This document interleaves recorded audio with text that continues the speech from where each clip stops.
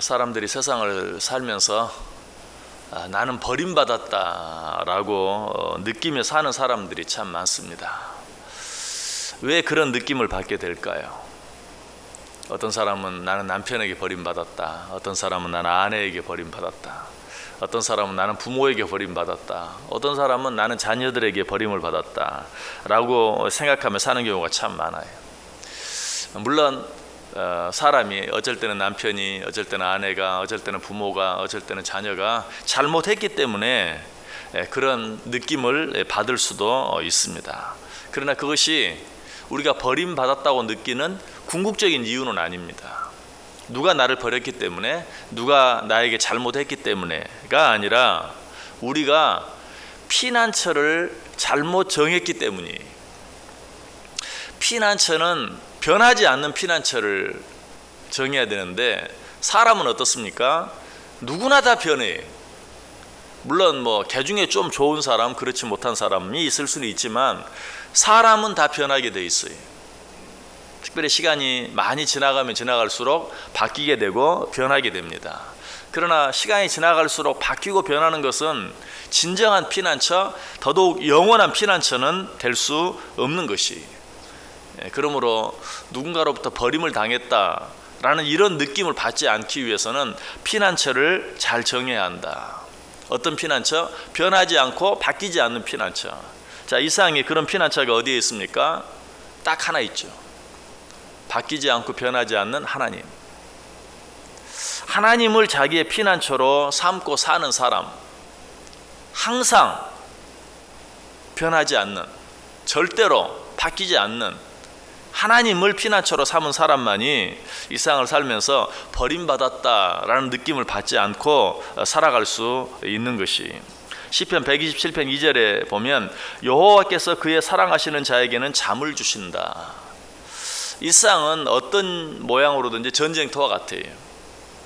이런 전쟁 아니면 저런 전쟁, 저런 전쟁 아니면 또 그런 전쟁.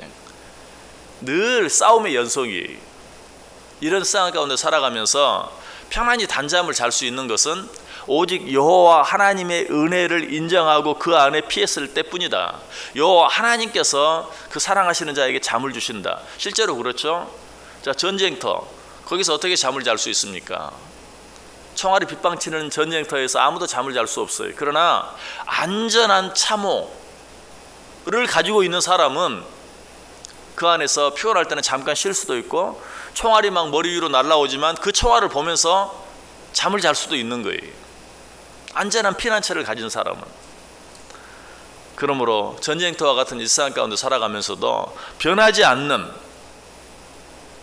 안전한 하나님을 우리의 피난처로 삼고 살아갈 때 그 안에서 편히 잠을 잘 수 있다.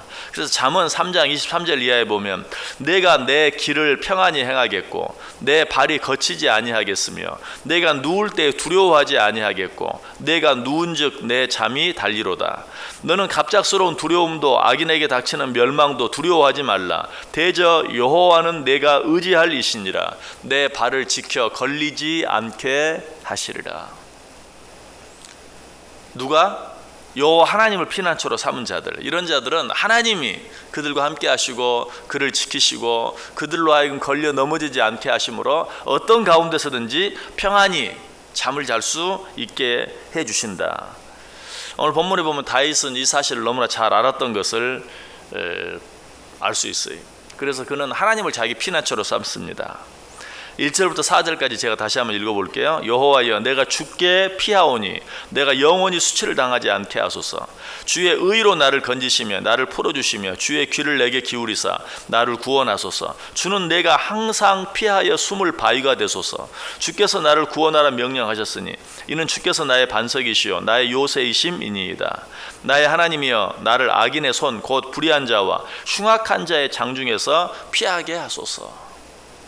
하나님께 항상 나의 피할 바위가 되소서라고 하나님을 나의 피난처로 초대하죠. 하나님을 나의 피난처로 모시죠. 그러할 때 다윗은 이 세상 여러 가지 많은 일들 속에서도 그 안에서 피하여 숨을 수 있었고 쉴 수 있었다. 여러분, 하나님을 믿는 우리들은 이 사실을 분명히 알아야 돼. 하나님이 나의 피난처 되신다. 아니, 하나님만이 나의 피난처 되신다. 하나님만이 나의 피하에 거할 바위가 되시고, 하나님만이 나의 산성이 되시고, 하나님만이 나의 요새가 되신다라고 분명히 믿을 수 있어야 돼. 자, 다윗이 이 사실을 어떻게 알 수 있었을까요? 5절 6절에 그 이유가 나와 있어요. 주 여호와여, 주는 나의 소망이시오. 내가 어릴 때부터 신뢰할 이시라. 내가 모태에서부터 주를 의지하였으며 나의 어머니의 배에서부터 주께서 나를 택하였사오니 나는 항상 주를 찬송하리이다. 다윗은 내가 어머니 뱃속에 있을 때도 하나님이 나와 함께 하셨고, 그 어머니 뱃속에서 나올 때도 함께 하셨고, 지금도 나와 함께 하신다. 어머니의 뱃속에서부터 나를 택하신 분은 하나님이시다 라는 사실을 분명히 알았기 때문이. 자, 이런 다윗의 믿음, 확신이 시편 22편 10절에 잘 나와 있죠. 내가 낳을 때부터 주께 맡긴 바 되었고 모태에서 나올 때부터 주는 나의 하나님이 되셨나이다. 여러분, 다윗만 그런 게 아니에요. 우리 모두도 마찬가지입니다. 어머니 뱃속에서부터, 그리고 그 어머니 뱃속에서 나올 때부터 하나님이 나를 특별히 택하시고 사랑해 주셨어요. 지켜주셨어요. 보호해 주셨어요.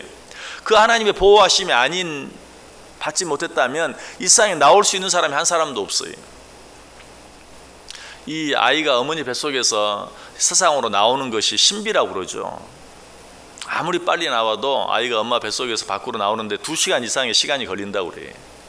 그런데 그 좁은 산도를 아이들이 태어나오면서도 산소 결핍증이 걸리지 않고 안전하게 나올 수 있는 이유, 물론 쉽게 생각하면 아이가 이 세상에 나오기 전까지는 탯줄을 통해서 산소를 공급받죠.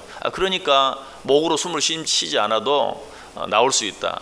그러나 그 탯줄, 어머니와 아이 사이를 연결하고 있는 탯줄도 그 좁은 산도를 나올 때는 눌릴 수밖에 없어요. 좁아질 수밖에 없고 막힐 수밖에 없어요.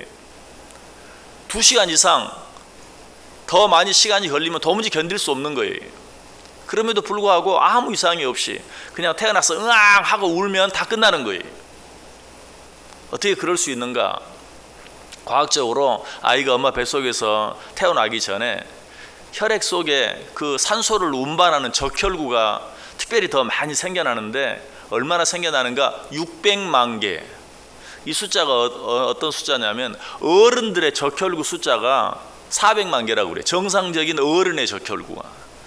근데 어린아이가 엄마 뱃속에서 밖으로 나오기 직전에 적혈구가 늘어나는데 600만, 어른보다 50%가 많은 거죠.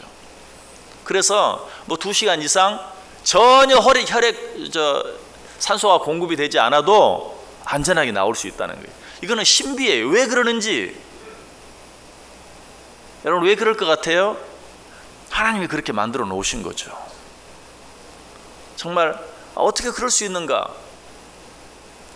그러므로 이 하나님의 섭리 없이 이 세상에 태어난 사람은 한 사람도 없어요. 다윗은 이제 그걸 고백하고 있는 거예요. 어머니 뱃속에서부터, 그리고 어머니 뱃속에서 나올 때부터 하나님이 나를 지켜주셨나이다. 이 세상을 살아갈 때도 나를 안전히 지켜줄 수 있는 분은 하나님 한 분뿐입니다.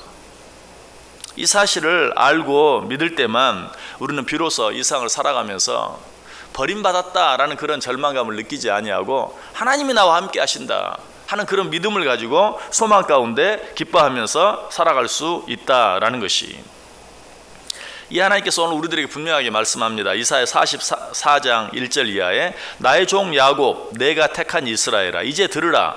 너를 만들고 너를 모태에서부터 지어낸 너를 도와줄 여호와가 이같이 말하노라. 나의 종 야곱, 내가 택한 여수로나 두려워하지 말라. 나는 목마른 자에게 물을 주며 마른 땅에 시내가 흐르게 하며 나의 영을 내 자손에게, 나의 복을 내 후손에게 부어주리니 그들이 풀 가운데에서 솟아나기를 시내가에 버들같이 될 것이라. 여러분, 피곤한 가운데 있습니까? 아니면 위험한 가운데 있습니까? 혹 어려운 가운데 있습니까? 우리의 피난처 되시고 요새가 되시며 피할 바위가 되어주시는 하나님을 여러분의 피난처로 삼으시길 바랍니다. 그리고 그 하나님께로 피하시길 바랍니다. 그렇게 하면 오늘 다윗처럼 나도 알지 못하는 사이에 한숨이 나오고 원망이 나오고 절망이 될 수밖에 없는 그런 가운데서도 내 입에서 무엇이 찬송이 나오고 감사가 나오게 된다. 오늘 다윗이 그러했어요. 자, 6절 뒷부분부터 보시면 나는 항상 주를 찬송하리이다. 나는 무리에게 이상한 징조같이 되었사오나 주는 나의 견고한 피난처시오니 주를 찬송함과 주께 영광 돌림이 종일토록 내 입에 가득하리이다. 다윗은 지금 이상한 사람들이 둘러싸여 있다고 이야기하고 있어요. 사람들이 자기를 이상한 사람 취급해요. 한마디로 자기를 버린 거예요. 자기를 놀려요. 비웃어요. 그런데도 나는 항상 주를 찬송하리이다. 왜? 주는 나의 견고한 피난처시오니 주를 찬송함과 주께 영광 돌림이 종일토록 내 입에 가득하리이다. 이것이 바로 하나님을 자기의 피난처로 삼은 자들에게 주어지는 은혜예요. 우리의 삶 속에서 항상 찬송하며 살 수 있는 비결은 오직 한 가지, 하나님 한 분만을 나의 피난처로 삼고 살아가는 것. 사람을 피난처로 삼으면 그 사람이 누구든지, 죄송하지만 남편이든지 아내든지 부모든지 자녀든지, 그 사람 입에서는 언젠가 한숨이 나올 수밖에 없어요. 언젠가 나는 버림받았다 라는 말을 할 수밖에 없어요.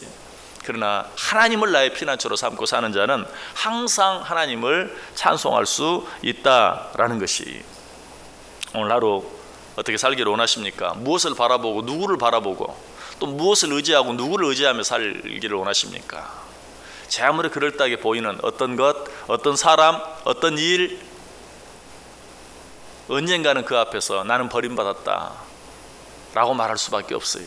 모든 것들은 다 바뀌고 변하기 때문에 변하지 않는 분은 오직 하나님 한 분뿐이, 변하지 않는 그 하나님, 그래서 나를 어머니 뱃속에서부터 나와 함께 하셨고 나올 때도 함께 해주셨고 지금도 함께 하시는 그 하나님을 나의 항상 피할 바위로, 나의 피난처로 모시고 살아갈 때 세상에 되어지는 일과는 상관없이, 세상에서 사람들의 태도와는 상관없이 내 입에서 항상 하나님을 찬송하고 항상 하나님께 감사하고 항상 기뻐하며 살아갈 수 있는 복된 하나님의 자녀들 다 되실 수 있기를 주님의 이름으로 간절히 축원합니다. 기도하겠습니다. 하나님,